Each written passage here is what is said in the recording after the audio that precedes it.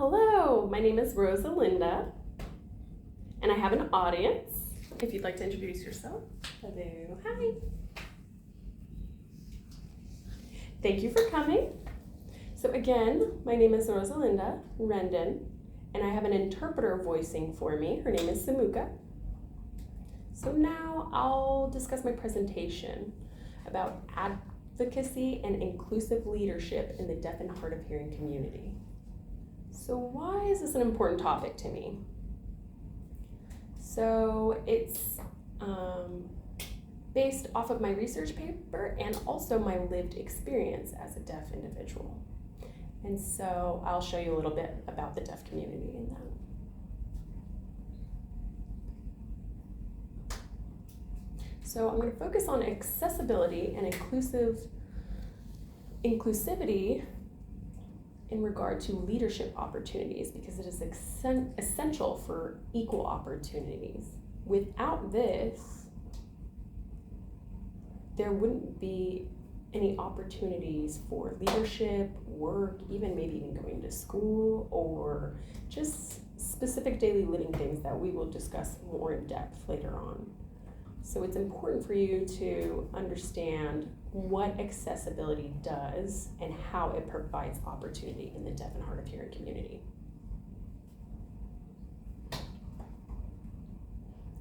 So my focus is that leadership must provide accessibility for the equal opportunities for deaf individuals.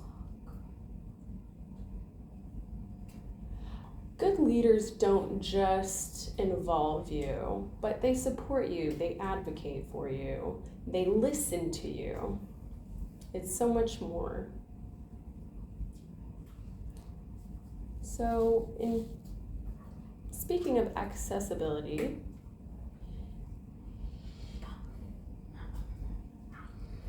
and using it like a tool in the deaf and hard of hearing communities. And there's various tools that we can use for accessibility. There's interpreters, there's technology such as captions, there's various alarms systems that allow us to do daily basic living things that I'll show you examples of, and allows us to connect with the world around us. For example, interpreters. A person who is using sign language or voicing, like you are listening to now, or they listen to the hearing person and then sign to me. So essentially getting both sides from the hearing or the deaf person. Captions, of course, you've seen before on television. Caption allows inclusivity as well, because if we can't hear, then we wouldn't be able to hear what's going on the television. And so that allows us access, as well as accessibility apps, which they have many different kinds. They have Google Translate on your phone. They have live transcribing, which is really cool, and various other apps that help individuals to access the world around them. We also have hearing devices such as hearing aids or cochlear implants. Sometimes they're successful with individuals and sometimes they aren't, but that's one way that we can access the world around us. Alert devices and systems. If there's a doorbell, then they will flash for us. If there's a phone ringing, it will flash. So there's different ways to connect these flashing alert devices so that deaf or hard of hearing individuals can know that somebody's at the door, for example. We also have video phones. That is essentially just like when you call somebody and chat on the phone. So we don't actually chat on the phone exactly, obviously, right? But we see it visually in front of us. It can be any sort of call that you'd make, a doctor's appointment. You will essentially kind of see an interpreter come up on screen and then be able to interpret the phone conversation. So that's how we are able to have phone conversations as well. So all these various accessibility items are ways that we can have our world more accessible to us. The opportunities that are given to deaf and hard of hearing individuals allow us to have leadership positions or gain access to the world around us. Many people value communication with others and inclusion and support, and that helps quite a bit. Some opportunities, for example, is access to interpreters in captioning and education. Sometimes they'll use the video captions and we're able to hear our professors in that way if we're using the captioning device. Allowing to have that interpreter there in the workplace or education place.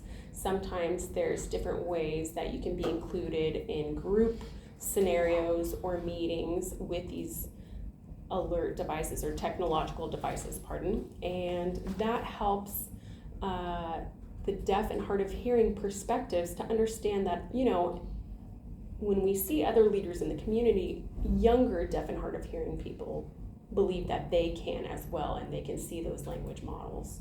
This technology greatly improves our communication between interlocutors that use English or ASL for communicating.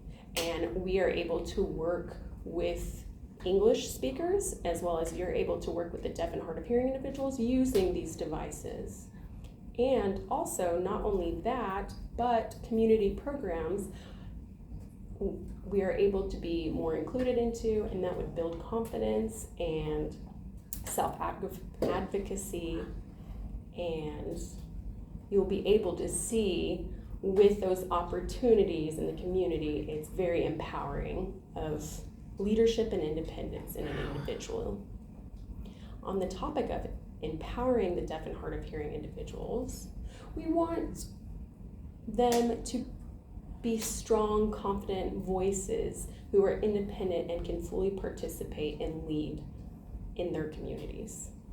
Some examples of empowerment and why it's important is to make sure that the deaf and hard of hearing can advocate for themselves, self-advocacy, but can also have their own voice. They can advocate for their own needs, either through a phone, through an interpreter, or I can stand up for myself depending on what situation I'm in. I can make my own decisions, and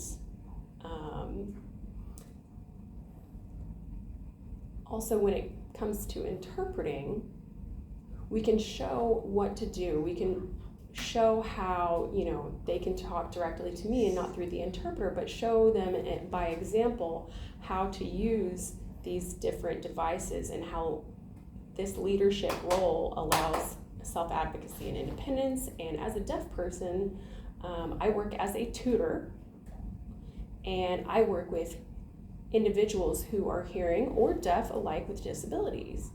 And it's amazing when I run into students who are deaf and they see what I'm doing and they see that I'm a tutor working here, and they can see that a person is educated and has a job and can be successful. That really builds their confidence and their belief that they can be independent in their everyday lives and what they're doing. So now I wanted to bring up and emphasize one quote by an individual named Dr. I. King Jordan. He specifically was the first deaf president at Gallaudet University in Washington, D.C. So back when he was president at Gallaudet University, he had a very powerful and impactful quote that really helped the community, but not only just the community, the nation and the world. He said, "We can do anything except hear." Whew, wow, that says a lot. For deaf and hard of hearing individuals, that's very impactful. We can do anything. We're smart, we're talented, we have a voice, we're the same as everyone else. The only difference is we can't hear. So it's very important. This is a very famous quote in our community, that we can. With accessibility, we are given that opportunity, and all of you can help us to succeed, just like you. Thank you so much for listening to my presentation. Appreciate it. Bye-bye. Thank you.